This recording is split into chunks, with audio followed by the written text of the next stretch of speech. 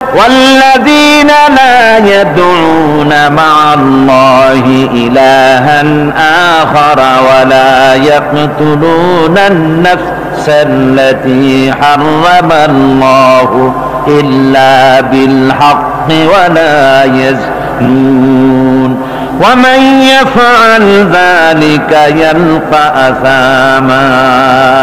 আর রহমানের খাঁটি বান্দা যারা, তাদের পঞ্চম নম্বরের বৈশিষ্ট্য হচ্ছে যে তারা আল্লাহর সাথে, আল্লাহকে বাদ দিয়ে অন্য কাউকে ইলাহা বলে, মাবুদ বলে ডাকে না। এই ব্যাপারেও ব্যাখ্যা আমরা এই মাহফিলে দিয়েছি, মনে আছেন আপনাদের?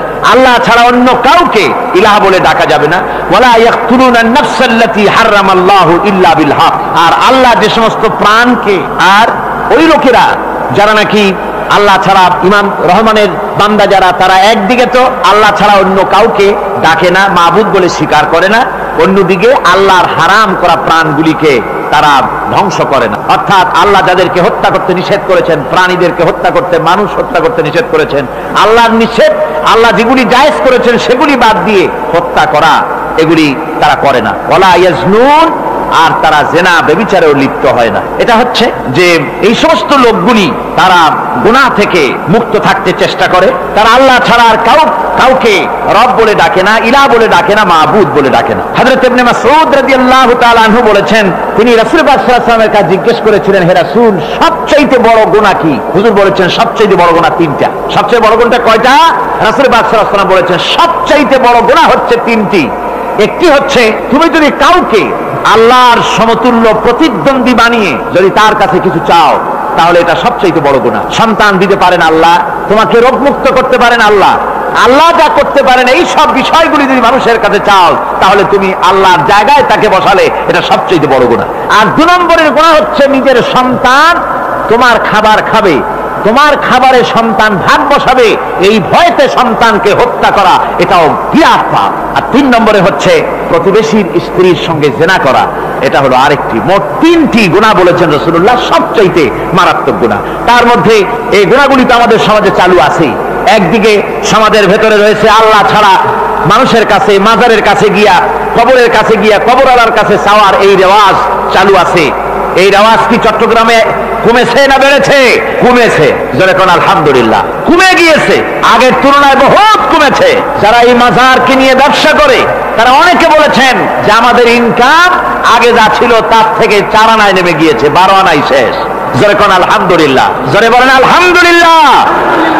এই মাজার পূজা থেকে বাঁচতে হবে। 2 নম্বরে রয়েছে, সমাজের ভিতরে চালু আছে এই যে সন্তান হত্যা করা, এই হত্যা করার এক রেওয়াজ চালু আছে। এরপরে রয়েছে এমনি মানুষকে হত্যা করা।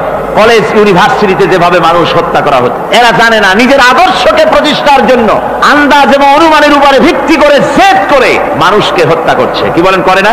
আল্লাহ রাব্বুল আলামিন বলেন, ওয়ামান ইয়াকুতুল মুমিনা মুতাআম্মিদান ফাজাযাউহু জাহান্নাম খালিদিনা ফিহা আবাদান। আল্লাহ রাব্বুল আলামিন বলেন, মুমিন বান্দা কি কেউ যদি ইচ্ছে করে কাউকে হত্যা করে, তাহলে তার জায়গা হবে জাহান্নাম, তার আর কোনো শাস্তি নাই, একমাত্র জাহান্নামই হবে তার শাস্তি, চিরকাল জাহান্নামের ভিতরে থাকতে হবে। জোরে বলেন নাউজুবিল্লাহ। আজকে কলেজের মধ্যে, ইউনিভার্সিটিতে অনবরত আমরা হত্যাকাণ্ডের খবর শুনতে পাচ্ছি, সমানে হত্যা হচ্ছে। এই যে সন্ত্রাস এবং হত্যা যা হচ্ছে কলেজ ইউনিভার্সিটিতে, আপনারা আমাকে বলেন অনুরূপ হারে মাদ্রাসায় এই ধরনের সন্ত্রাস হচ্ছে? এত আস্তে জবাব দিলেন, তাহলে বোধহয় হচ্ছে দেশে। মাদ্রাসায় সন্ত্রাসের কারণে, কোন টাইটেল মাদ্রাসা, ফাজেল মাদ্রাসা সন্ত্রাসের কারণে বন্ধ হয়েছে এমন কোন নজির আপনারা পেয়েছেন? পান নাই। কেন পান? কলেজ বন্ধ হচ্ছে, ইউনিভার্সিটি বন্ধ হচ্ছে সন্ত্রাসের কারণে, মাদ্রাসা বন্ধ হয় না কেন? তার কারণ হচ্ছে কলেজ ইউনিভার্সিটিতে কোরআন পড়ানো হয় না, হাদিস পড়ানো হয় না, তাই তারা হত্যা করলে কি পাপ হয় তাও জানে না। হত্যা পাপ, হত্যার পাপ তো দূরের কথা, মানুষ কোরআন শুনতে আসে, কোরআন শুনতে আসাটাও তাদের বরদাস্ত হয় না। আমি জানতে পারলাম, এ মাহফিল আসার সময় জানতে পেরেছি, চট্টগ্রাম বিশ্ববিদ্যালয়ের কাছের থেকে শ্রোতৃমণ্ডলী, মাহফিলের শ্রোতারা বাসে যখন আসতেছিল, সেখানকার কিছু সংখ্যক ছেলেরা ইট পাটকেল মেরেছে বাসের উপরে, বহুত লোক সেখানে আহত তারা করেছে। নাউজুবিল্লাহ মিন যালিক। কি শিক্ষা দেওয়া হচ্ছে সেখানে? কিন্তু মাদ্রাসায় তো হচ্ছে না। কেন হয় না? তার কারণ হচ্ছে মাদ্রাসাগুলিতে কোরআনে কারীম পড়ানো হয়, রাসূলুল্লাহর হাদিস পড়ানো হয়, সেখানে জানানো হয়, এই কথাগুলি পড়ানো হয়, যদি কেউ কাউকে হত্যা করে জাহান্নাম ছাড়া কোনো জায়গা থাকবে না, চিরকাল জাহান্নামে থাকতে হবে, এই ভয়তে ওরা হত্যার ভিতরে যায় না। এই জীবন জীবন নয়, পরকাল আছে, কিয়ামতের দিন আল্লাহর দরবারে দাঁড়ায়া জীবনের সবকিছুর হিসাব দিতে হবে। এই জন্য তারা এসব জানে বলে, এসব তাদের রক্তে মাংসের ভিতরে ঢুকানো আছে বলে তারা চুরি ডাকাতি জেনা ব্যভিচার হত্যার দিকে তত যায় না যত এরা যায়, ঠিক কিনা বলে? কলেজ ইউনিভার্সিটিতে আজকে কোরআন শরীফ পড়ানো হয় না। মাদ্রাসা এবং মসজিদে, মাদ্রাসাগুলিতে যে কারণে সন্ত্রাস হয় না, ওই কারণটা যদি কলেজ ইউনিভার্সিটিতে ঢুকানো যায় তাহলে সন্ত্রাস বন্ধ হতে পারে, ঠিক কিনা কর? আমার ভাইরা, আজ বাংলাদেশে যে কয়টা ইউনিভার্সিটি আর যতগুলি কলেজ আছে, এদেশের সাধারণ মানুষের রক্তার্জিত পয়সা দিয়েই এই কলেজ ইউনিভার্সিটি চালানো হয়, কিন্তু সেখানে কোরআন শরীফের তাফসীর পড়ানো হয় না, হাদিস শরীফ পড়ানো হয় না, হয় সব পড়ানো হয়, কিন্তু কোরআনে কারীমের তাফসীর পড়ানো হয় না, হাদিস শরীফ পড়ানো হয় না। যদি ওই কলেজ ইউনিভার্সিটির ছাত্রগুলিকে কোরআন শরীফ পড়ানো হতো, কোরআনের তাফসীর পড়ানো হতো, কলেজ ইউনিভার্সিটিতে হাদিস শরীফ যদি পড়ানো হতো, ইসলামের অর্থনীতি সমাজনীতি যদি পড়ানো হতো, তাহলে কলেজ আর ইউনিভার্সিটি গোটা জাতিকে মাস্তান আর গুন্ডা উপহার দিত না, খালিদ বিন ওলীদের মতো মুজাহিদ উপহার দিত। জোরে বলেন সুবহানাল্লাহ। আজকে গোটা জাতির চিন্তা চেতনা ধারণার বহির্ভূত সেখান থেকে সন্তান আমরা পাচ্ছি। আজকে সেখানে ছেলে পাঠাচ্ছে বাপ, ছাত্র ছেলে পাঠাচ্ছে, ছেলে লেখাপড়া করে সেখান থেকে ভালোভাবে পাস করে আসবে, চাকরি বাকরি করবে, মা বাপের সুখের কারণ হবে, কিন্তু দেখা যায় কিছুদিন পর সেখান থেকে চলে আসে সন্তান লাশ হয়ে বাপের ঘরে ফিরে এলো। কি শিক্ষা হচ্ছে? এই শিক্ষা ব্যবস্থার আমূল পরিবর্তন হওয়া দরকার। আপনারা অবাক হবেন, শিক্ষা ব্যবস্থার পরিবর্তন হওয়া দূরের কথা, কোরআন হাদিস কলেজ ইউনিভার্সিটিতে পড়ানো তো দূরের কথা, নামাজের জন্য কোনো তাগিদ নাই। কোন কলেজে কোন ইউনিভার্সিটিতে এরকমের তাগিদ আছে যে যারা মুসলমান ছাত্র জোহরের আযান হয়ে যাবে সব ছাত্র শিক্ষককে বাই হুক এন্ড ক্রুক মসজিদে যেতে হবে, 5 ওয়াক্ত নামাজ বা জামাত আদায় করতে হবে, এমন হুকুম আছে? আছে। আমার বন্ধুগণ, বিপদ আসলে পরে কবরের কাছে যাওয়া নয়, বিপদ আসলে পরে মসজিদে যান, 2 রাকাত কাজায়ে হাজাতের নামাজ পড়েন। রাসূলুল্লাহ পড়েছেন, কাজায়ে হাজাতের নামাজ পড়েন, সেজদায় পড়ে গিয়ে আল্লাহর কাছে কান্দেন, আপনার বিপদ আল্লাহ রব্বুল আলামিন দূর করে দিবেন। আরে এমন আল্লাহরে থুইয়া কি যে বলবো, মানুষের যে কি হইছে। আমি সিলেটে দেখেছি শাহজালাল রহমতুল্লাহ আলাই, আল্লাহর ওলি, শাহ আমানত আল্লাহর ওলি, শাহ মাখদুম আল্লাহর ওলি। এই ওলিরা কোনদিন বলে যায় নাই যে আমার মাজারে পাহারা দিয়ে তোমরা টাকা আদায় করো, বলছে কেউ? শাহজালাল রহমতুল্লাহ আলাইর মিশন কি ছিল আর এই পাগলেরা করে কি? হযরত শাহজালালের তরবারি আজও আছে, আমি তরবারি দেখেছি, দোধারি তরবারি হাতে নিয়ে এসেছেন। এক হাতে ছিল তরবারি আর এক হাতে ছিল আল্লাহর কোরআন। যখন সিলেটে ঢুকলেন গৌর গোবিন্দ তার সব কিছু, তিনি আজান দেওয়ালেন, আজান শোনা মাত্র মূর্তিগুলো কাঁপতে লাগলো। গৌর গোবিন্দের কলজা গলার কাছে চলে আসছে, জিজ্ঞেস করছে ব্যাপারটা কি, এরকম হচ্ছে কেন? জ্যোতিষীরা বলল যবন এসেছে, মেলেচ্ছ এসেছে, আর উপায় নাই। শাহজালাল রহমতুল্লাহ আলাইহে তিনি বসলেন গেটের কাছে, এবার সব পালাচ্ছে। গৌর গোবিন্দ বলল সাপুরিয়াদের ডেকে যে আমারে একটা বাক্সের মধ্যে ভরিয়া সাপ বলে চালাই দিও, আমি সামনে পড়তে চাই না। ভয়তে কলজা গলার কাছে চলে আসছে শুধু আজান শুনে। এরপরে লোক সব চলে যাচ্ছে, উনি দেখতেছেন যাও যাও যাচ্ছে সব। তারপরে ঝুড়িতে করে যাচ্ছে সাপুরিয়ারা, তোমাদের এর মধ্যে কি? সাপ, যাও যাও যাও। এরপরে বড় একটা বাক্স, ওইটার মধ্যে কি? কাজে হুজুর আমরা সাপ খেলা দেখি, এর মধ্যে সাপ, নামাও, আমি সাপ খেলা দেখবো, নামাও ওটা। এরপরে বাক্স খুলছে, দেখে যে আসল সাপ বাইর হয়েছে। গৌর গোবিন্দ বলল যে আমার রাজত্ব ছেড়ে দিলাম, আমারে জানে বাঁচা। শাহজালাল রহমতুল্লাহ আলাইহি বললেন আমি তো মারতে আসি নাই, আমি তো হত্যাকাণ্ড করতে আসি নাই, আল্লাহর দ্বীনকে নিয়ে এসেছি, তিনি ক্ষমা করে দিলেন। সেই শাহজালাল রহমাতুল্লাহ আলাইহির মাজারে লোকেরা বিভিন্ন জায়গা দিয়ে যায়, বাস ভরে ভরে যায়, যাইয়া চাদরের উপরে যাইয়া মাথা ঘা দিতে থাকে আর কাঁদতে থাকে। কতগুলো গজাল মাছ আছে, বিরাট বিরাট গজাল, গায়ে সাদলা পড়ে গেছে, দেখলে মনে হয় যেন রিটায়ার্ড অফিসার, এরকম মোটা। ওগুলারে মুড়ি খাওয়ায়, কলজা খাওয়ায়। একটা কুয়া আছে, পানি এত ফসা, কয় যে এইটার আর এক মুখ হলো জমজমের সাথে মিশানো। নাউজুবিল্লাহ। হায় রে মানুষ, মুসলমানের আকীদা হয় এত খারাপ, আকীদা বত্তর হয়ে গিয়েছে। এগুলি ধর্মের নামের ব্যবসা, এগুলি জোরে বলেন কি? এই ব্যবসা বন্ধ করতে হবে, এই ব্যবসা বন্ধ করতে হবে। এরা ধর্মের নামে লুটেরা, চাদর দিয়ে, আগরবাতি দিয়ে, মোমবাতি দিয়ে, সেজদা দিয়ে মুশরিক হয়ে যাচ্ছে, ইসলাম থেকে খারিজ হয়ে যাচ্ছে। আমার কাছে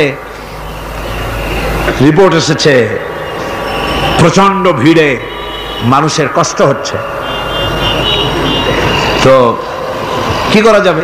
আমি বললাম ভিড়, আর আপনারা যদি ভিড় দেখতে চান তাহলে তো সব লোক দাঁড়ায় যাবে, আপনাদের তো দেখার দরকার নেই। একটু চেপে চেপে বসেন আর জোরে সোরে জিকির করেন, লা ইলাহা ইল্লাল্লাহ, লা ইলাহা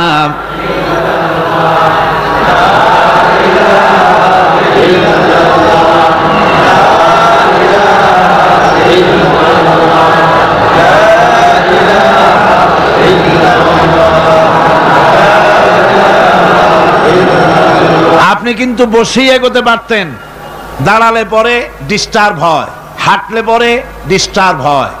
নিজের কপালটারে খারাপ করেন না, এত সুন্দর আল্লাহর কথা শোনা থেকে নিজেকে মাহরুম করতে চেষ্টা করেন না। নিজেও শোনেন, অপরকেও শুনতে দেন। বসেন, মাজা ব্যথা করবে না, আল্লাহ মাজা ব্যথা ভালো বানায় দেবে যত সময় বসবেন। কোন আলহামদুলিল্লাহ। আপনারা বসছেন যে জায়গাটায়, এটা বেহেশতের টুকরা। এটা কি? এরা প্যারেড ময়দান নয়। মাজালিসুল ইলম হিয়া রাউযাতুম মিন রিয়াদিল জান্নাহ।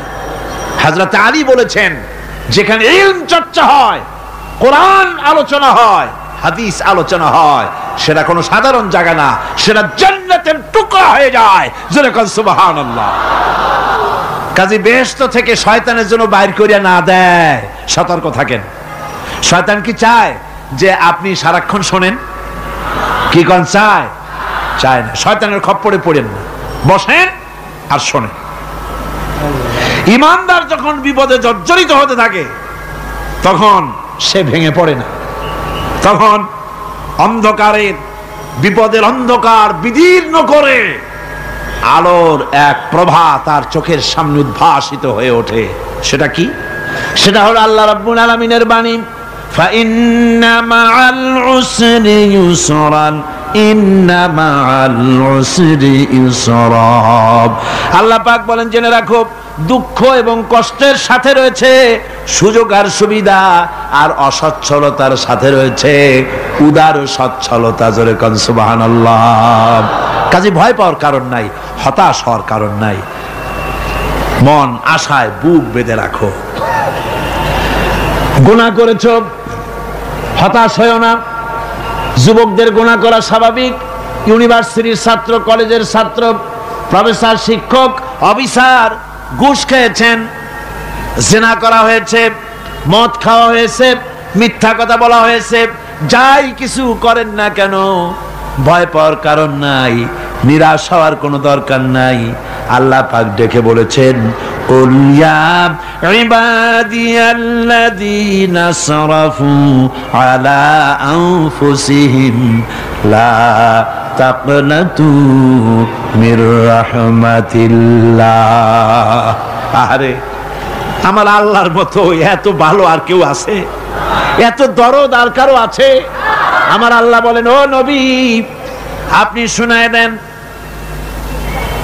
হে আল্লাহর বান্দারা, তোমরা যারা নিজেদের উপরে বাড়াবাড়ি করেছো, নিজেদের উপরে জুলুম করেছো, অত্যাচার করেছো, আমি আল্লাহর রহমত থেকে নিরাশ হয়ে যেও না।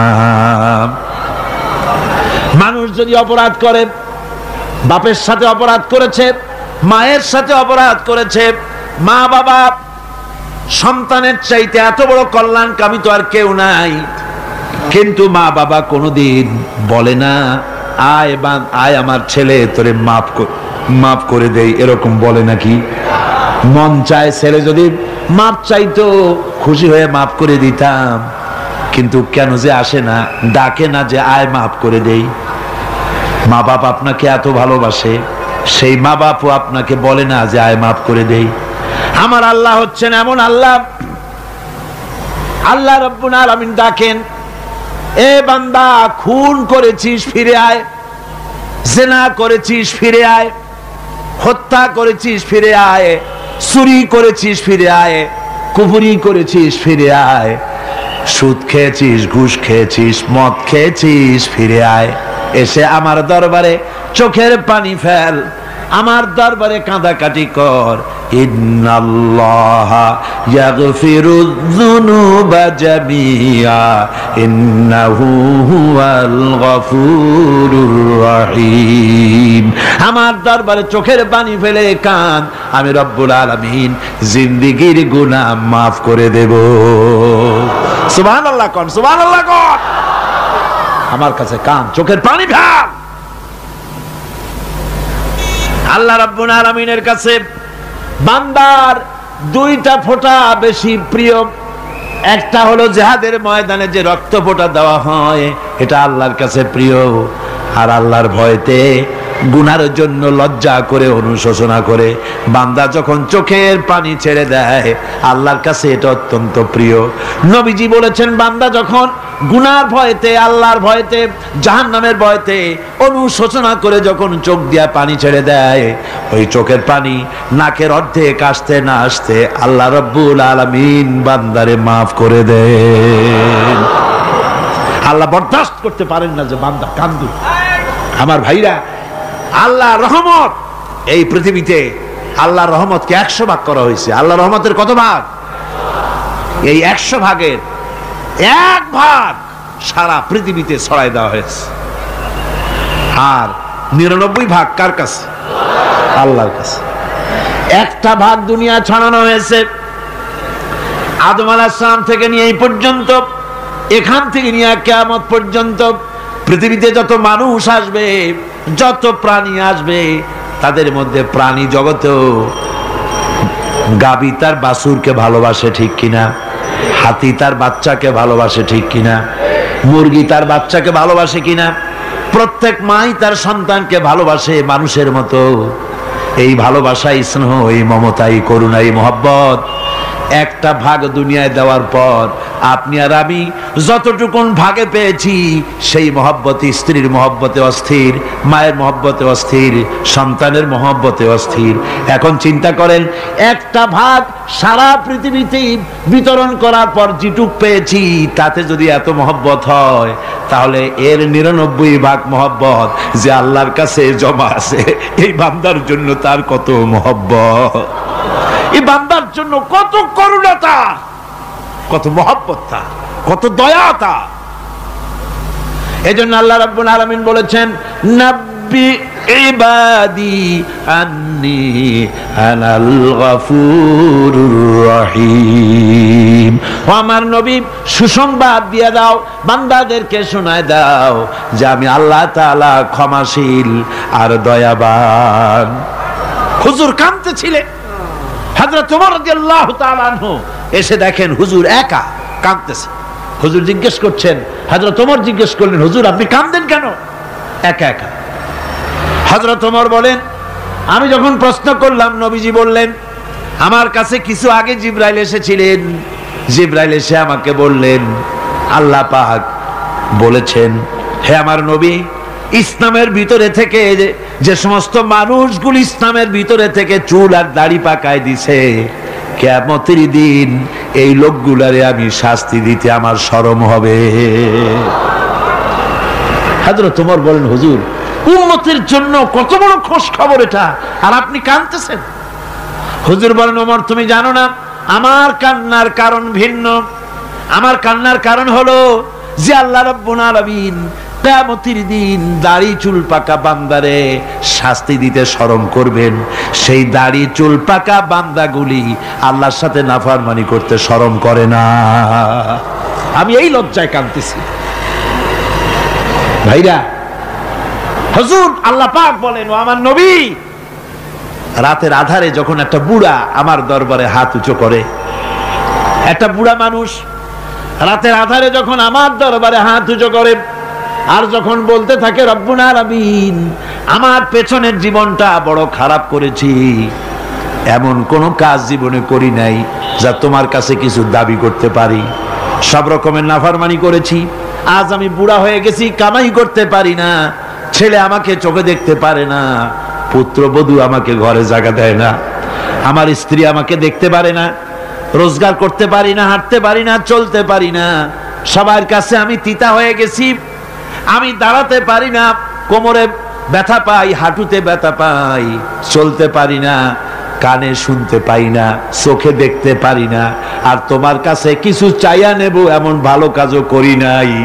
এইভাবে যখন বান্দা কাঁদতে থাকে আমার দরবারে, ও আমার হাবিব আমার রহমতের দরিয়ায় জোশ মেরে যায়, আমার শরম হয় এই বুড়াটারে কেমনে খালি হাতে ফিরাইয়া দেই। সুবহানাল্লাহ, সুবহানাল্লাহ।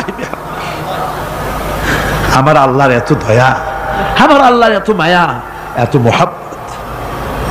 আমার আল্লাহ রাব্বুল আলামিন বলেন, وَإِذَا سَأَلَكَ عِبَادِي عَنِّي فَإِنِّي قَرِيبٌ।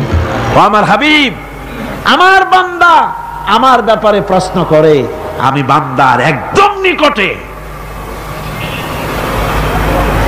কোরআন শরীফের ভিতরে যত জায়গায় রাসূলকে বলা হয়েছে সুয়ালের কথা, আপনাকে প্রশ্ন করা হয়, আল্লাহ তার জবাব কুল এই কথা বলে জবাব দিয়েছেন। যত জায়গায় সুয়াল এসেছে, যেমন কোরআনে কারীমের মধ্যে আল্লাহ পাক বলেন, ওয়ায়াসআলুনাকা আনিল মাহিদ, মেয়েদের হায়েজ সম্পর্কে জিজ্ঞাসা করা হয়, কুল হিয়া আযা, হে নবী আপনি বলুন, এভাবে করে কুল দিয়ে জবাব দেওয়া হচ্ছে। আবার প্রশ্ন করা হচ্ছে, ওয়ায়াসআলুনাকা আনিল আনফাল, এই গনিমতের মাল সম্পর্কে হুজুর আপনাকে, হে নবী আপনাকে প্রশ্ন করা হয়, আল্লাহ কুল দিয়া জবাব দিলেন, আল্লাহ বলেন আপনি বলেন। ওয়ায়াসআলুনাকা আনিল খামরি ওয়াল মাইসির, আল্লাহ পাক বলেন নবী আপনারে প্রশ্ন করা হয়, কুল ফিহিমা ইসমুন কাবীর, আল্লাহ কুল দিয়া বললেন তুমি বলো। আবার বলা হলো, ওয়ায়াসআলুনাকা আনিল আহিল্লা কুল হিয়া মাওয়াকিতু লিন্নাস, ও নবী আপনাকে প্রশ্ন করা হয় চাঁদের ক্রমবর্ধমান এবং ক্রমহ্রাস, এই যে বাড়ে আর কমে, পূর্ণিমা হয় অমাবস্যা হয়, কেন হয়? আপনি বলুন কুল, আপনি বলেন এটা আমি অর্থ এবং সময়, বছর আর দিন গণনা করার জন্য পৃথিবীবাসীদের জন্য বিনা পয়সায় একটা ক্যালেন্ডার বানাইয়া আকাশে ঝুলাই রেখেছি। এভাবে যত জায়গায় এসেছে আপনাকে প্রশ্ন করা হয়, তত জায়গায় আল্লাহ জবাব দিয়েছেন কুল, আপনি বলেন। গোটা কোরআন শরীফের ভিতরে এই একটি মাত্র জায়গা যেখানে বলা হয়েছে আপনাকে প্রশ্ন করা হয়, আল্লাহ এখানে বলতে পারতেন কুল আপনি বলেন, আল্লাহ তোমাদের নিকটবর্তী, এভাবে জবাব হয় নাই। এটা কায়দাটা হলো এই, আল্লাহ বলতেছেন ওয়াইজা সালাকা ইবাদি, ও আমার নবী প্রশ্ন তো আমার বান্দারা আমার ব্যাপারে করেছে, এবার আপনার জবাবের কোনো দরকার নাই, প্রশ্ন আমার ব্যাপারে, আমি নিজে জবাব দিয়ে দেই, ফা ইন্নী কারীব, ও বান্দা আমার ব্যাপারে প্রশ্ন করেছিস, জবাব আমি দেই, আমি তোর সবচাইতে বেশি নিকটে। সুবহানাল্লাহ, কত নিকটে? ওয়া নাহনু আকরাবু ইলাইহি মিন হাবলিল ওয়ারিদ, তোর যে রগ, এই শাহরগের চাইতেও আমি তোর বেশি কাছে। সুবহানাল্লাহ, আমারে ডাক, আমারে ডাক, কলিজা দিয়ে ডাক, অন্তর দিয়ে ডাক। মনের থেকে মানুষ যদি ডাকে, মুখের ডাক আর মনের ডাক এক জিনিস নয়। दिल से जो बात निकलती है असर रखती है पर नहीं मगर ताकते परवाज रखती है। दिल থেকে যে কথা বেরোয় তা প্রভাব বিস্তার করে, ডানা নাই কিন্তু ওড়ার ক্ষমতা রাখে। মনের কথাই ভিন্ন। মন থেকে, দিল থেকে, কলিজা থেকে, অন্তরের গভীর কন্দর থেকে মোহাব্বতের সাথে কেউ যদি একবার বলে আল্লাহ, বলেন আল্লাহ আল্লাহ আল্লাহ, আল্লাহ রাব্বুল আলামিন বলেন অন্তরের অন্তঃস্থল থেকে একটি বার যদি বান্দা বলেন আল্লাহ, আল্লাহ বলেন 70 বার সাড়া দিয়া জিজ্ঞেস করি বান্দা কি চাও, আমি তোমার কাছে আছি। সুবহানাল্লাহ, আমি তোর একদম কাছে, কি চাস বল, বল আমার কাছে। এমন দয়াবান, এমন মেহেরবান, এমন আল্লাহ আমাদের। সে আল্লাহ রাব্বুল আলামিন তিনি বলছেন وقال ربكم ادعوني استجب لكم, তোমাদের রব বলেছেন আমারে ডাকো, আমি আল্লাহ ডাকের সাড়া দিয়া দেব। সুবহানাল্লাহ। কারে ডাকতে হবে? কারে ডাকতে হবে? এই বিশাল জনসমুদ্র একযোগে চিল্লা কোন কারে ডাকতে হবে? কোন পীর সাহেবকে নয়, আল্লাহর কসম কোন খাজা বাবাকে নয়, ডাকতে হবে কারে? চিল্লা এখন কারে? ওয়াকালা রাব্বুকুম উদউনি, তোমার রব তোমাকে বলতেছে আমারে ডাকো, আস্তাজিব লাকুম, আমারে ডাকবে আমি সাড়া দিয়ে দেব। সুবহানাল্লাহ। আল্লাহকে ডাকেন। কি চাই আপনার বলেন, কি চাই? আল্লাহর কাছে চান, আল্লাহ দিয়ে দিবে। দেওয়ার জায়গা আল্লাহর কাছে চাইবেন, আল্লাহ দিবেন। দেওয়ার জায়গা, চাওয়ার জায়গা হলো সেজদায় পড়ে যাবেন। আমার ভাইয়েরা জায়গাটা চিনায় দিলাম। মাজারে যাওয়া লাগবে না, কবরে যাওয়া লাগবে না। 2 রাকাত নামাজ পড়ে সেজদায় পড়ে গিয়া যত বিপদ আছে, মুসিবত আছে, সেজদার মধ্যে চোখের পানি ছেড়ে দেন আর কেন্দে কেন্দে জীবনের কথা বলেন। আল্লাহ রাব্বুল আলামিন আপনার আওয়াজ শুনবেন আর দোয়া কবুল করে নিবেন। কামতে হবে আল্লাহর কাছে। কার কাছে? আল্লাহর কাছে। সুম্মা ইস্তাগফিরুল্লাহ, আর এরপরে সে যদি আমি আল্লাহর কাছে ক্ষমা চাই, ইয়াজিদিল্লাহ গফুরার রহিমা, সে আমি আল্লাহকে গফুর এবং রহিম হিসাবে পাবে। সুবহানাল্লাহ। আল্লাহকে গফুর এবং রহিম হিসাবে পাওয়া যাবে। সব আল্লাহকে বলতে হবে, গুনাহ মাফ চাইতে হবে। এই জন্য হুজুর সাল্লাল্লাহু আলাইহি ওয়াসাল্লাম দৈনিক 100 বার তওবা পড়তেন। কোন হাদিসে আছে 70 বার, কোন হাদিসে আছে 100 বার তওবা পড়তেন। নামাজের পরে তো প্রত্যেক নামাজই পড়তেন হুজুর, সালাম ফিরাতেন আর সাথে সাথে বলতেন আল্লাহু আকবার, আস্তাগফিরুল্লাহ আস্তাগফিরুল্লাহ আস্তাগফিরুল্লাহ। মনে থাকবে আপনাদের? মনে থাকবে? সালাম ফিরাইয়া কি বলবেন? না, সালাম ফিরাবার সাথে সাথে বলবেন আল্লাহু আকবার, তারপরে পড়বেন আস্তাগফিরুল্লাহ আস্তাগফিরুল্লাহ আস্তাগফিরুল্লাহ। তওবা পড়বেন, আল্লাহর কাছে সবসময় গুনাহ মাফ চাইতে থাকবেন, বিনীত থাকবেন। আল্লাহকে পাওয়া যাবে, তাকে রহিম হিসেবে পাওয়া যাবে।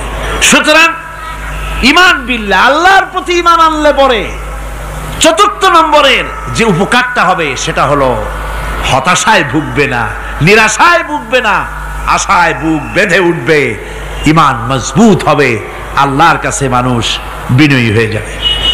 এবার 5ম নম্বরের উপকার আমি বলছিলাম, ঈমান বিল্লাহ, আল্লাহর প্রতি ঈমান আনলে পরে অসংখ্য উপকার হয়, অসংখ্য বৈশিষ্ট্য আছে। এর 6টা উপকারের কথা আমি বলবো। কয়টা? অসংখ্য উপকারের ভিতরে প্রধান 6টি উপকারের কথা বলবো। এর বললাম কয়টা? 4টে বলেছি। এবার বলো 5ম উপকারের কথা। আল্লাহর প্রতি আপনি পূর্ব পশ্চিমে কতবার মুখ ঘোরালেন, এটাই কিন্তু আপনার আসল সৎ কাজ নয়। আসল সৎ কাজ হলো আল্লাহর প্রতি ঈমান আনা।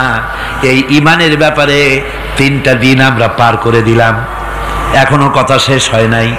আল্লাহর প্রতি ঈমান আনলে পরে যে উপকারটা হবে 5ম নম্বরে, সেটা হলো কঠোর এবং কঠিন বিপদের ভিতরে বান্দার ভিতরে অবিচলতা এবং ধৈর্যেও সৃষ্টি হয়ে যাবে। আলহামদুলিল্লাহ। কঠিন বিপদ মুসিবত আসলে পরে সে অবিচল থাকবে।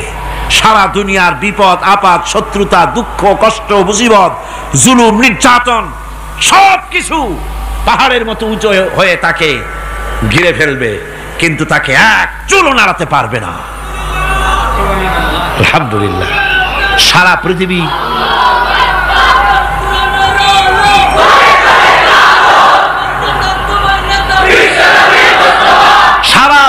একদিকে আর সে একা একদিকে থাকবে। বিরোধিতা তো হবেই, বিপদ তো আসবেই। কবি বলতেছেন সাথে জাকা রহা হ্যায় अज़ल से ता इमरोज साथे जाका रहा है अज़ल से ता इमरोज चरागे मुस्तफावी से शरारे बुलहबीस। সে আবহমান কাল থেকে শুরু করে মুস্তাফা সাল্লাল্লাহু আলাইহি ওয়াসাল্লামের দীপ শিখার সাথে আবু জেহেল আবু লাহাবের অগ্নিস্ফুলিঙ্গের টক্কর লেগেই আছে। রাসূলুল্লাহর আল্লাহর দেওয়া এই বিধান, এই দ্বীনের বাতিটা টিম টিম করে চলেছে। আর গোরকি টর্নেডো হাজার হাজার মাইল বেগে হেরিকেন এসেছে, গোরকি এসেছে, টর্নেডো এসেছে, টাইফুন এসেছে, কিন্তু এই আলো নিবাইতে পারে নাই। সুবহানাল্লাহ। এই আলো নিবাতে পারে নাই। এই শত্রুতা চিরকালের, নিবাতে পারবে না। কারণ হচ্ছে আল্লাহ রাব্বুল আলামিন বলেছেন ইউরিদুনা লিইউতফিউ নূরাল্লাহি বিআফওয়াহিহিম ওয়াল্লাহু মুতিম্মু নূরিহি ওয়ালাউ কারিহাল কাফিরুন। ওরা চায় মুখের ফু দিয়ে আমার আলোকে নিভিয়ে দেবে, কিন্তু আমি আমার আলোকে পূর্ণতা দান করব। তাতে কাফের বেঈমানদের কলজায় যত জ্বালা যন্ত্রণা হোক, আমার দ্বীন কেউ মিটাই দিতে পারবে না। কোন সুবহানাল্লাহ। সুতরাং বিপদে অবিচলতা আসবে, সে অটল হবে, মজবুত হবে। কোরআনে কারীম বলতেছে ওয়া কাযালিকা জাআলনা লিকুল্লি নাবিয়্যিন আদুওয়াম মিনাল মুজরিমিন। এই পৃথিবীতে এমনি করে আমি সকল নবীদের শত্রু বানিয়েছি, সব পাপিষ্ঠ অপরাধীদেরকে। নবীদের সাথে বিরোধিতা করেছে কারা? পাপিষ্ঠরা আর অপরাধীরা। আজও খুঁজে দেখেন, আজও ইসলামী আন্দোলনের বিরোধিতা যারা করে সবগুলি কি পাপিষ্ঠ? সত্য কিনা কর? ইসলামী আন্দোলনের বিরোধিতা যারা করে হিসাব করেন, চোখ দিয়ে তাকায় দেখেন, খুঁজে দেখেন তাদের নামগুলি। মদখোর, জিনাকার, বদমাশ, চোর, হাইজাকার, বেনামাজি, লুটেরা, মিথ্যাবাদী, সবচাইতে সমাজের নিকৃষ্ট লোকগুলি ইসলামের বিরোধিতা করে।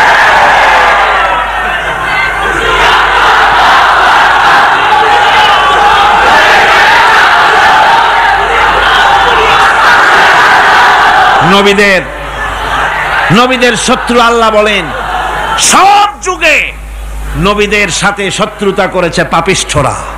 আল্লাহর কথা, কার কথা? সকল যুগে নবীদের সাথে শত্রুতা করেছে পাপিষ্ঠরা, নিকৃষ্ট ধরনের অপরাধীরা।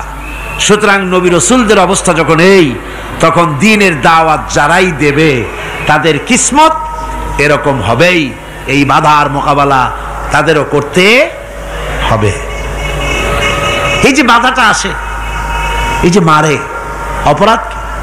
অপরাধ কি? এই যে তারা চোর বা ডাকাত যাদের মারা হয়।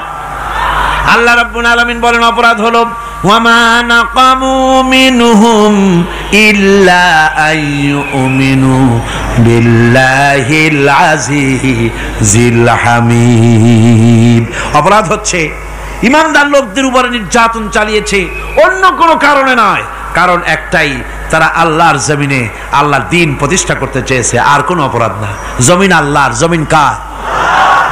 এই বিশাল জনসমুদ্র গর্জে উঠুন একযোগে, বলুন জমিন কার? আইন চলবে কার? এখানেই সংঘর্ষ বেঁধেছে আবহমান কাল ধরে। মানুষ অত্যাচারিত হয়েছে, সাহাবায়ে কেরাম অত্যাচারিত হয়েছেন। বুখারী শরীফের হাদিসে এসেছে রাসূল করিম সাল্লাল্লাহু আলাইহি ওয়াসাল্লামের কাছে হযরতে খাব্বাব গিয়ে উপস্থিত হয়েছিলেন। হযরতে খাব্বাব বলেন, হাদিসটা এভাবে লেখা হয়েছে বুখারীতে, ওয়ান খাব্বাব বিন আল-আরিদ রাদিয়াল্লাহু তাআলা আনহু قال شكونا إلى رسول الله صلى الله عليه وسلم وهو متوسد بردة له في ظل الكعبة। রাসূলুল্লাহর কাছে গেলাম, কাবা শরীফের কাছে গিয়ে দেখি নবীজি একটা চাদর গায়ে দিয়ে তিনি আরাম ফরমাচ্ছিলেন কাবা শরীফের ছায়ায়। সেখানে গিয়ে বললাম, আলা তাস্তানসিরু লানা আলা তাদউ লানা ইয়া রাসূলুল্লাহ, হে আল্লাহর রাসূল, আপনি কি আমাদের জন্য আল্লাহর কাছে দোয়া চাইবেন না? আপনি কি আল্লাহর কাছে আমাদের জন্য সাহায্য চাইবেন না? আমাদের লোকগুলিকে, মুসলমানগুলিকে মারতে মারতে তো শেষ করে ফেলে দিল। তারা আমাদের সুমাইয়াকে মারলো, আমাদের খাব্বাবকে উটের সাথে পায়ের দড়ি লাগায় টানলো, আমাদের খোবায়েবকে তারা আগুনের উপরে চিৎ করে শোয়ায় রাখলো, না খায় রাখতেছে, মারতেছে, কষ্টে তো শেষ হয়ে গেলাম। হুজুর, আপনি কি আমাদের জন্য দোয়া করবেন না? হাদিস শরীফে এসেছে নবীজি উঠে বসলেন সোজা হয়ে।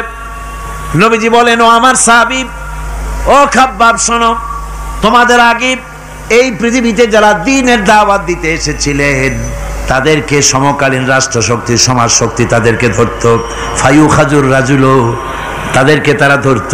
ফায়ুহফারু লাহু ফিল আরদ, আর তার জন্য জমিনের ভিতরে কবর বানাইতো। ওই কবর ফায়ুজালু ফিহা, ওই কবরের ভিতরে তাকে কোমর পর্যন্ত গেড়ে দিত।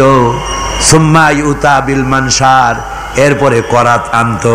ফায়ুদাউ আলা রাসিহি, এরপরে ওই করাত তার মাথার উপরে রাখতো। ফায়ুজালু নিসফাইন, এরপরে করাত দিয়া চিরে জীবিত মানুষটারে দ্বিখণ্ডিত করে ফেলে দিত। মা ইয়াসুদ্দুহু যালিকা আন দীনিহি, ও আমার খাব্বাব, এত কষ্ট দেওয়ার পরেও সেই যুগের কোন মুসলমানকে, দ্বীনের দায়ীদেরকে আল্লাহর দ্বীন থেকে এক চুলো তারা সরাই দিতে পারে নাই, এক চুলো সরাতে পারে নাই।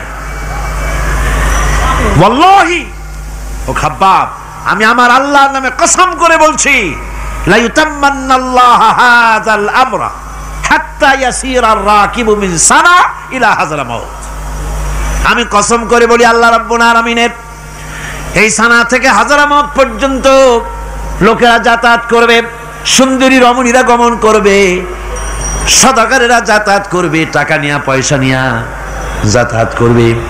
তাদের মনের মধ্যে লুটের ভয়, টাকার ভয়, চুরির ভয়, ডাকাতির ভয়, জেনার ভয়, হত্যার ভয়, ধর্ষণের ভয়, কোনো ভয় থাকবে না। লা ইয়াখাফু ইল্লাল্লাহ, আল্লাহ ছাড়া কোনো ভয় থাকবে না।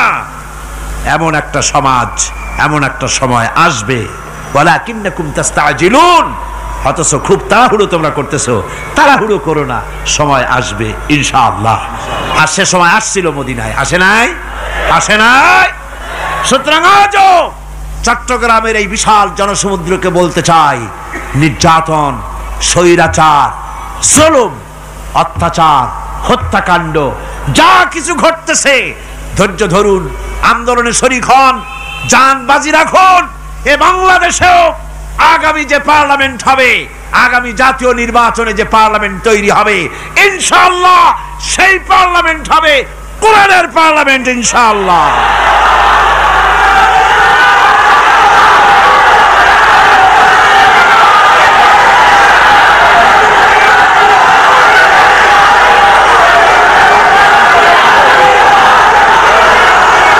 আমার ভাইয়েরা, আমার বন্ধুগণ, কঠিন বিপদে অবিচলতা এবং ধৈর্যের দৃষ্টান্ত রেখে গেছেন আম্বিয়া আলাইহিমুস সালাম। সুবহানাল্লাহ। কঠিন বিপদে অবিচলতা, দৃঢ়তা, ধৈর্য কারে বলে, তার দৃষ্টান্ত কারা রেখেছেন? আম্বিয়া আলাইহিমুস সালাম। ওনারাই আমাদের আদর্শ, নবীরাই আদর্শ। সাহাবায়ে কেরাম রিদওয়ানুল্লাহ তাআলা আলাইহিম আজমাইন আমাদের আদর্শ।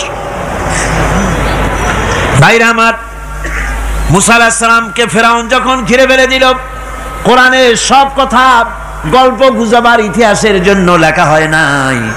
কোরআনের মধ্যে যা লেখা হয়েছে সব বান্দাদের উপদেশের জন্য, যাতে করে লোকেরা চিরটা কাল এর থেকে উপদেশ নিয়ে নিজেদের তৈরি করতে পারে। জোরে বলেন সুবহানাল্লাহ। মুসা আলাইহিস সালামের কথা আল্লাহ বলেন, ফেরাউন তাকে ঘিরে ফেলে দিল, পালাবার রাস্তা নাই। ফালাম্মা তারা আল জামআন ক্বালা আসহাবু মূসা ইন্না লামুদরাকুন। মুসা আলাইহিস সালামের উম্মতেরা বললেন, হে মুসা, পাকড়াও হয়ে গেছি, পালাবার রাস্তা নাই। তিন দিক থেকে আমাদেরকে ঘেরাও করেছে ফেরাউনের শক্তি। সামনে কি? দরিয়া, আর তিন দিকে কি? ঘেরাও আন্দোলন। পালাবার পথ নাই, পালাবার পথ নাই। সারাশি আক্রমণ, ঘেরাও আন্দোলন। এই যে ঘেরাও টেরাও তো আজকে নতুন নাই, ঘেরাও আসছে অনেক আগের থেকে। আসলে কথা বুঝতে পেরেছেন? মাইক না থাকলে আমি কি করবো কোন? আজকে এরকম হচ্ছে কেন? আগামীকাল ঠিক হবে ইনশাআল্লাহ, রাগ করেন না। গান হচ্ছে, বসেন বসেন। শয়তান ঢুকছে মাইকের মধ্যে।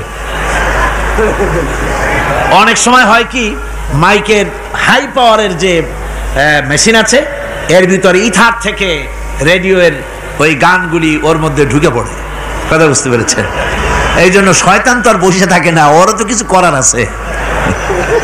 ধৈর্য ধরেন, ধৈর্য ধরেন। কালকে অপারেটরদেরকে মাওলানা শামসুদ্দিন সাহেবের কাছে অনুরোধ করব, অপারেটর একটু ভালো করে হেদায়েত করে দেবেন মাইকে। আজকে আমার নিজেরও কষ্ট হচ্ছে, আমিও বুঝতে পারছি না যে আমার কথাগুলি কি আওয়াজে বেরোচ্ছে, যার জন্য আমাকে বেশি চিল্লাইতে হচ্ছে। বক্তাকে কি লাউডে তার কথা বেরোচ্ছে তা তার কানে আসতে হয়, তাহলে বোঝা যায় যে আমার কথাগুলি কিভাবে বেরোচ্ছে। এটা এই অবস্থায় সিচুয়েশন আজকে নাই, এবং লোকেরাও মাইকের ব্যাপারে আজকে অভিযোগ করেছে, যা বিগত 16 বছরে করে নাই। সেটের ব্যাপারে কোথাও কোনো অসুবিধা হয়েছে? মাইকটা ভালো, এবং মাইক যারা দেন প্রতি বছর খেদমত করে, আল্লাহ তাদের প্রতি রহম করুন। সবাই বলেন আমিন।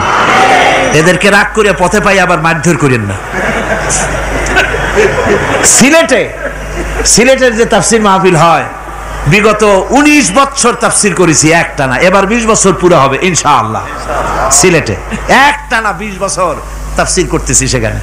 তো মাইক, যে একটা লোক বিনা পয়সায় মাইক দেয়, মাইকের ভাড়া সে নেয় না, তাফসিরের মাহফিলের মাইকের ভাড়া নেয় না।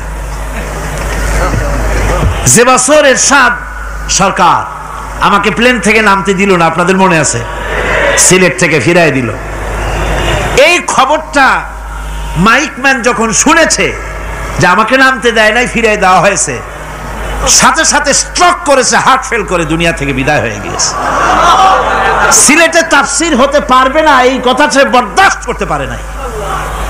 আমি কেঁদেছি আর দোয়া করেছি, আল্লাহ, কোরআনের মহব্বতে লোকটার এই অবস্থা হলো, তোমার জান্নাত তুমি দয়া করে তাকে দান করে দিও। কাজে কোনো ব্যবসায়ী চায় না যে তার ব্যবসাটা খারাপ হোক, লোকেরা মন্দ বলুক। এ মাইকের ব্যাপারে আপনারা আজকে রাগারাগ করেন না, যা হয়েছে কালকে ভালো হবে ইনশাআল্লাহ। সবাই বলেন ইনশাআল্লাহ। এখন চলেন আমরা ফেরাউনের অবস্থা দেখি গিয়া কি করতেছে ফেরাউন।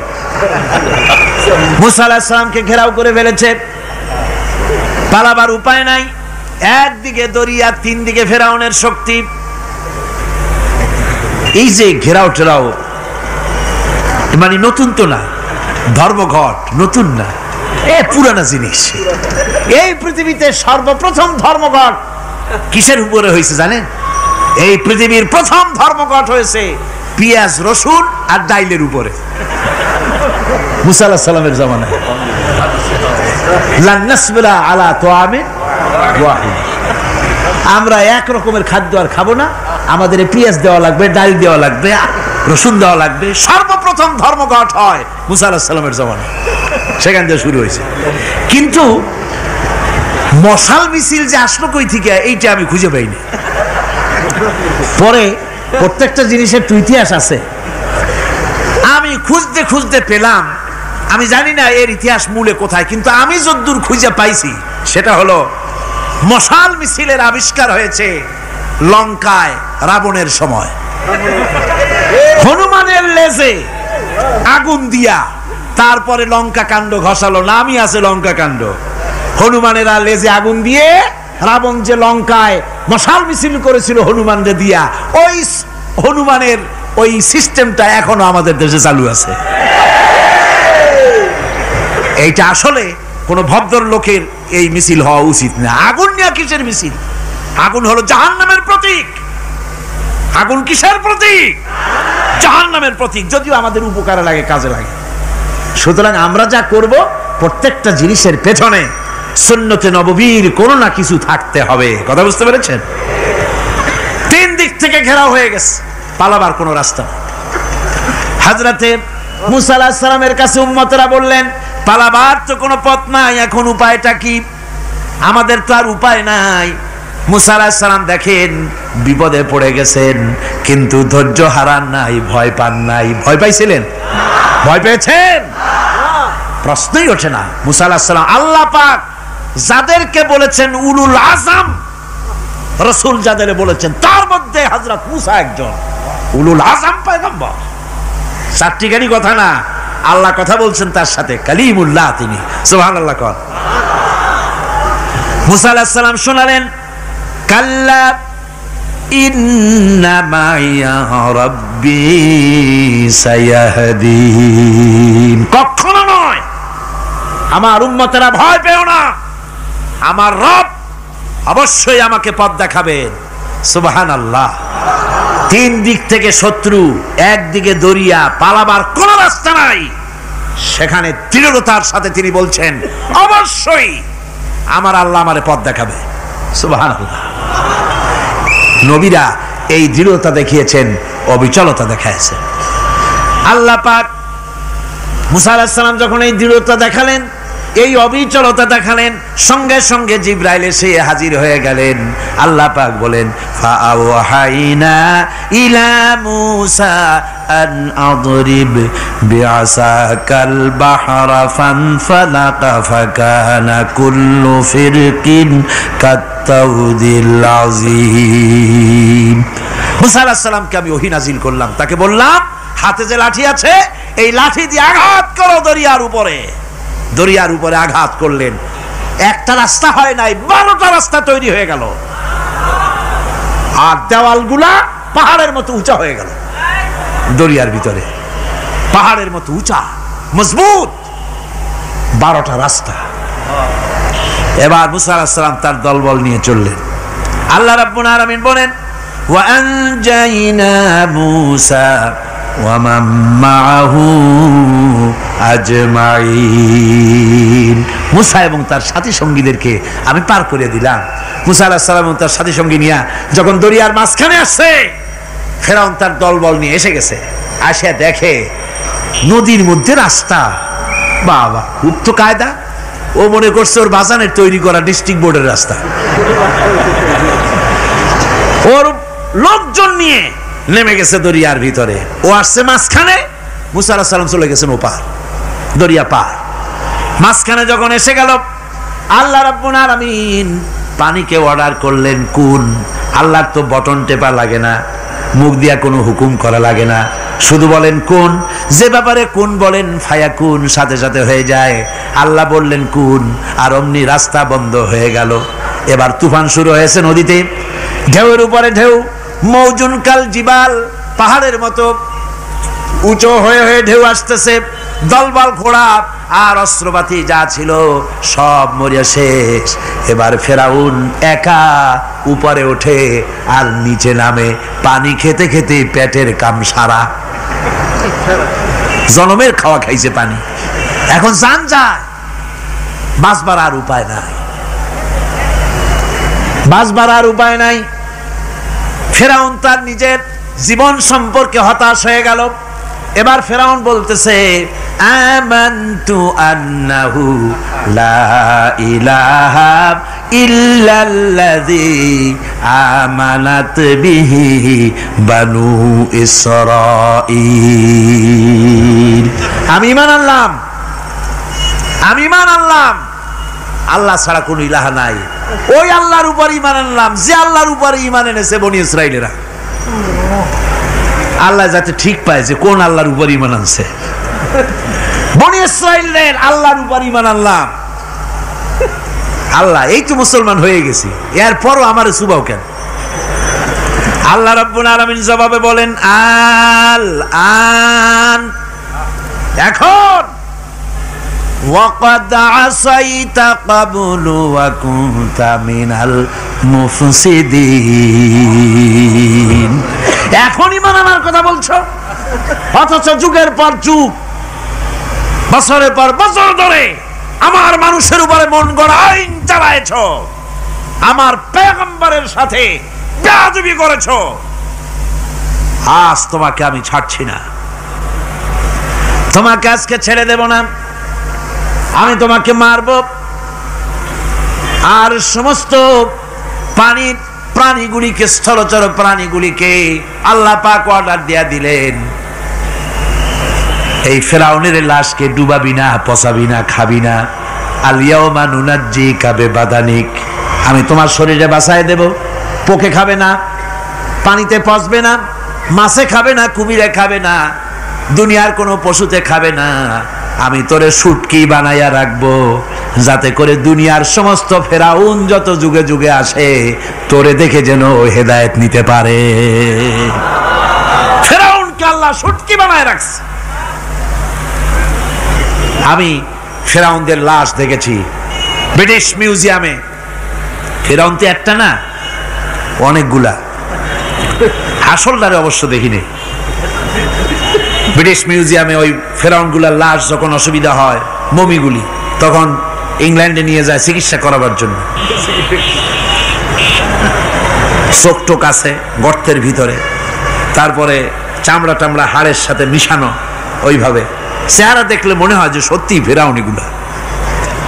আর ব্রিটিশের কাম মিশর থেকে না আনছে এমন কোন জিনিস নাই। আমি সেখানে এক বক্তৃতায় বলছিলাম, আপনারা এদের এখন সভ্য, এদের এখন ভদ্র, এরা হলো ইন্টারন্যাশনাল চোর, ওরা সারা দুনিয়া চুরি করেছে।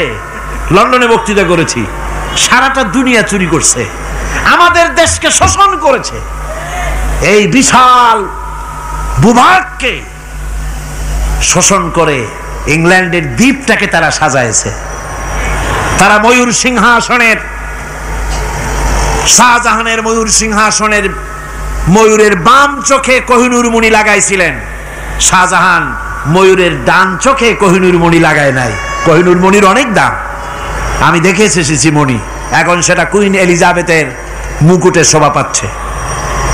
সেই মণি এমনি বলে প্রবাদে 7 রাজার ধন এক মাণিক্য, বলেন এরকম, অনেক দাম। শাহজাহান দেখালেন, আমি মুসলমান, আমার কাছে এটার দাম নাই, এই জন্য ময়ূরের ডান চোখে লাগালাম না, বাম চোখে লাগাই দিলাম। এইটারে চুরি করছে। তারপরে মিশর থেকে, মিশরের মমি চুরি করেছে, জুতা চুরি করছে, ছাতি চুরি করছে, পিসা চুরি করেছে। আমি বললাম, এগুলা কি ভদ্রলোক নাকি? এরা জুতা চোর, পিসা চোর, লাঠি চোর, সব চুরি করেছে। যাই দেখেন ব্রিটিশ মিউজিয়ামের মধ্যে সব দুনিয়ার চুরি করা জিনিস নিয়ে তারা মানুষকে দেখাইয়া পয়সা অর্জন করছে।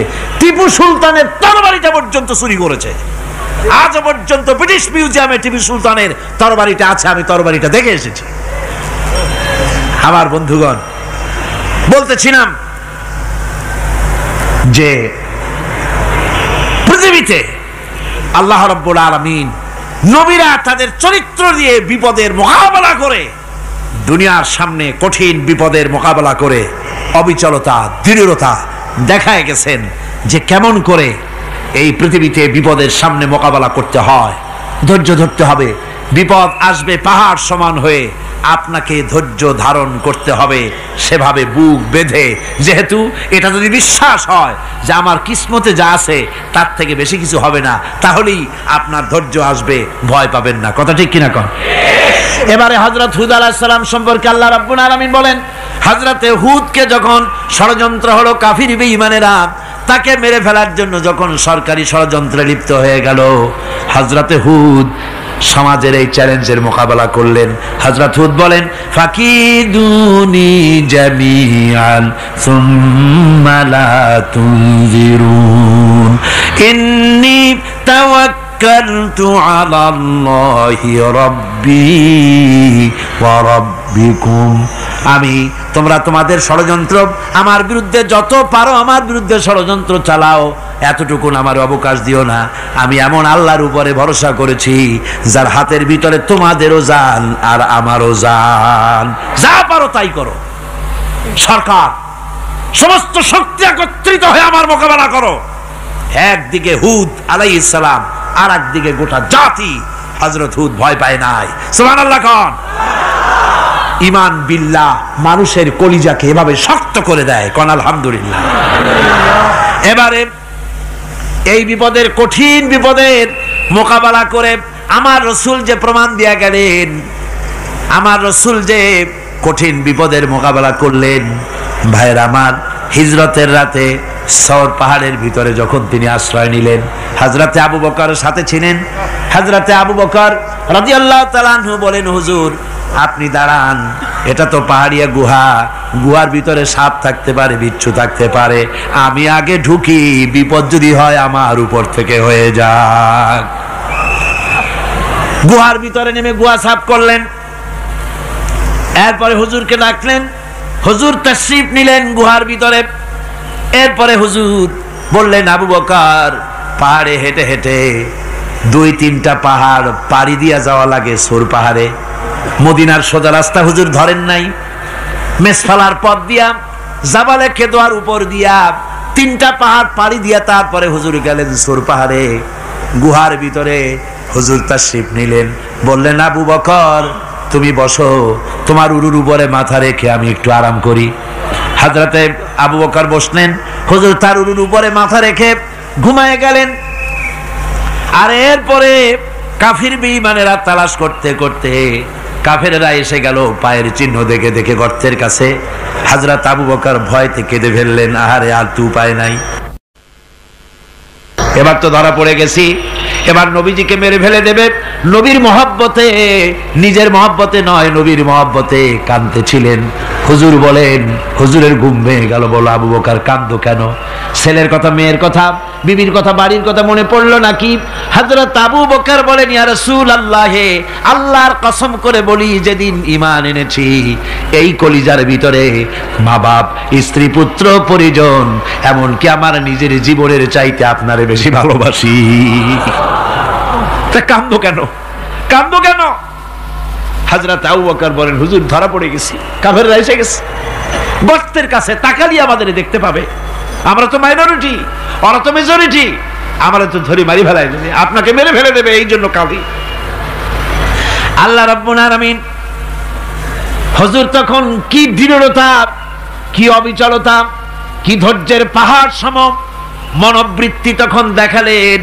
আল্লাহ কোরআন শরীফে চিরকাল যাতে মানুষেরা হেদায়েত নিতে পারে সেজন্য হুজুরের কথা উঠায় দিলেন কোরআনে। আল্লাহ পাক বলেন, ইযহুমা ফিল গার ইয ইয়াকুলু লিসাহিবিহি লা তাহজান ইন্নাল্লাহা মা'ানা। ও বন্ধু, ভয় পেও না, আল্লাহ আমাদের সাথে আছেন। সুবহানাল্লাহ কোন। আল্লাহ আমাদের সাথে আছেন। আমরা মাইনরিটি নই, আমরাই মেজরিটি। আল্লাহ আছে আমার সাথে, ভয় পাওয়ার কোনো কারণ নাই। সুবহানাল্লাহ।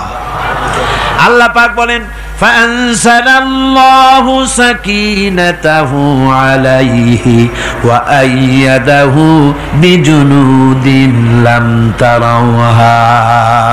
আমি এদের অন্তরের ভিতরে আমি শান্তি নাজিল করে দিলাম, প্রশান্তি দিয়া দিলাম, আর আমি সাহায্য করলাম, আর এমন সব সৈন্য পাঠায় দিলাম যে সৈন্যগুলি তোমরা দেখতে পাও নাই। সুবহানাল্লাহ ওয়া বিহামদিহি।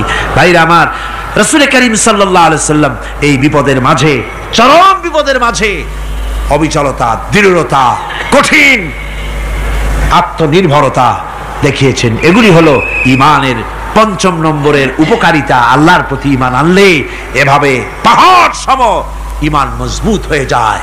জেলের পরোয়া করি না, ফাঁসির পরোয়া করি না, শহীদ হওয়ার পরোয়া করি না, মেরে ফেলে দেবে, উড়ায় দেবে, হত্যা করবে, পরোয়া করি না। পরোয়া করি কেবলমাত্র কাকে? জোরে বলেন, কারে? এইরকম মুসলমান হাজার হাজার লাখ লাখ দরকার নাই, 313 জন যথেষ্ট। কয়জন যথেষ্ট? 313 জন যথেষ্ট। বদরে যারা জান দিয়ে মাল দিয়ে দিনকে প্রতিষ্ঠিত করেছিলেন, এরকম 313 জনই যথেষ্ট ছিল আল্লাহর দিনকে কায়েম করার জন্য। যদি রক্ত দেওয়া লাগে তাহলে এই বিশাল জনসমুদ্রকে প্রশ্ন করি, ভয় পাবেন? রক্ত দিতে পারবেন? যদি জেলে যাওয়া লাগে যেতে পারবেন? যদি শহীদ হতে হয় তাও কি পারবেন? এই দৃঢ়তা, এই অবিচলতা, এই ঈমান, এই ধৈর্য শিক্ষা দেয়, এই উপকার করে ঈমান বিল্লাহ। আল্লাহর প্রতি ঈমান আনলে এভাবে পাহাড়ের মতো শক্ত হয়ে যায় কলিজা। কোন আলহামদুলিল্লাহ। আমার বন্ধুগণ, এবার আমি বলবো সর্বশেষ উপকারের কথাটা বলি, মোনাজাত ছেড়ে দেব। কয়টার কথা বলছিলাম? উপকার 6টা উপকারের কথা বলেছি। অনেকগুলি বৈশিষ্ট্য, অনেকগুলি উপকারের মধ্যে আল্লাহর প্রতি ঈমানের 6টা উপকারের কথা 5টা বলা হয়ে গেছে। এবার 6ষ্ঠ নম্বর এবং শেষ নম্বর, এটা হচ্ছে আল্লাহর প্রতি ঈমান আনলে পরে তার দ্বারা সবচাইতে বেশি ফায়দা পায় সমাজ এবং রাষ্ট্র। কোন আলহামদুলিল্লাহ, কোন আলহামদুলিল্লাহ। আল্লাহর প্রতি ঈমানের দ্বারা নৈতিক সংশোধন হয় এবং রাষ্ট্র আর সমাজ সবচাইতে বেশি উপকৃত হয়। কারণ হলো ঈমানদার ব্যক্তি আল্লাহর প্রতি যে ঈমান এনেছে তার মনের মধ্যে ধারণা এটা হয়, আমার কোনো কাজ তো গোপন থাকে না। ইন্নাল্লাহা লা ইয়াখফা আলাইহি শাইউন ফিল আরদি ওয়ালা ফিস সামা। আল্লাহর কাছে গোপন বলতে কিছু নাই, আকাশেও নাই, জমিনেও নাই, কোনো কিছু গোপন নাই। সুতরাং আমি যা করি সব আল্লাহ দেখেন এবং শোনেন। এমনকি মানুষ যে কল্পনা করে সে কল্পনাও আল্লাহ টের পায় না, নাকি টের পায় কিনা? ওয়াইন তুবদু মিন আনফুসিকুম আও তুখফুহু ইউহাসিবুকুম বিহিল্লাহ। মনের ভিতরে যে কল্পনা করো, আল্লাহ পাক বলেন এই কল্পনারও হিসাব আমি রব্বুল আলামিন তোমার কাছ থেকে নেব।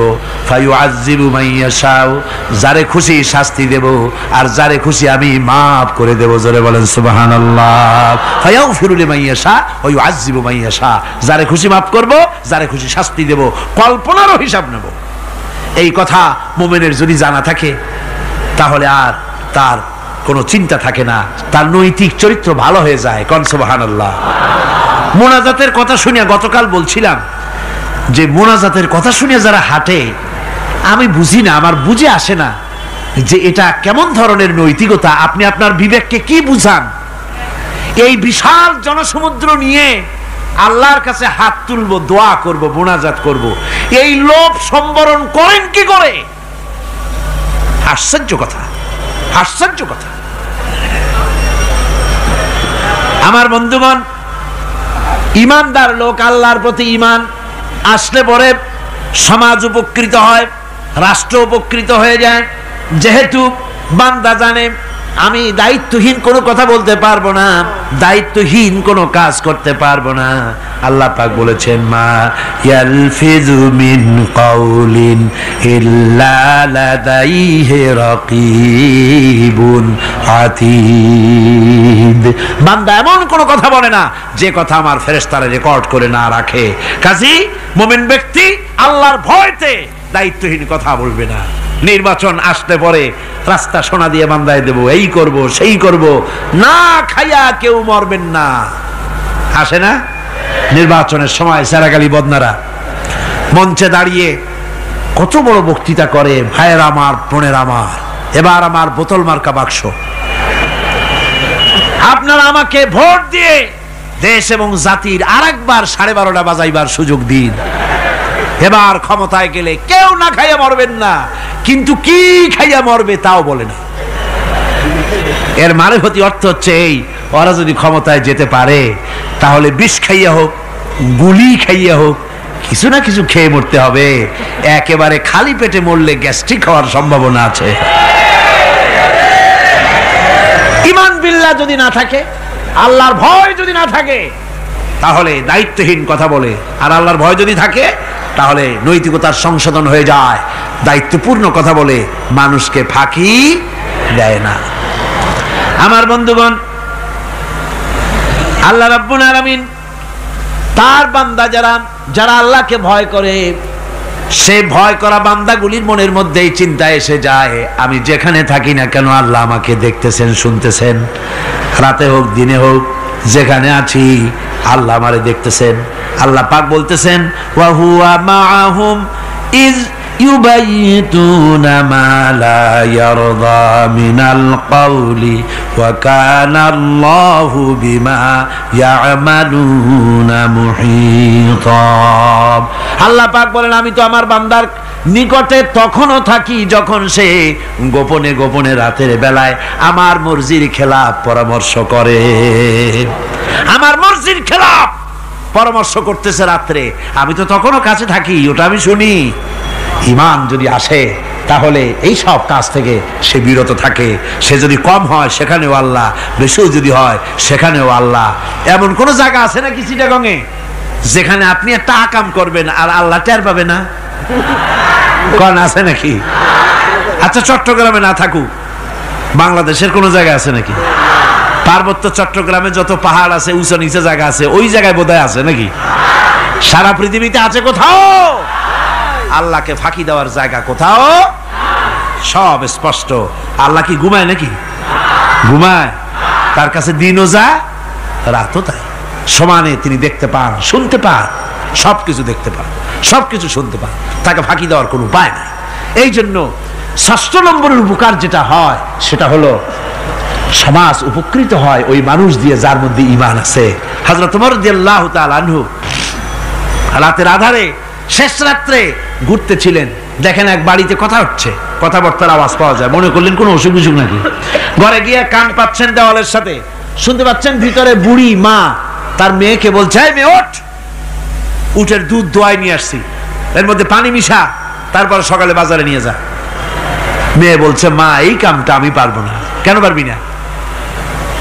হযরত ওমর ফরমান জারি করেছেন, দুধে পানি মিশাতে নিষেধ করেছে, কাজে এই কাজটা আমি পারবো না।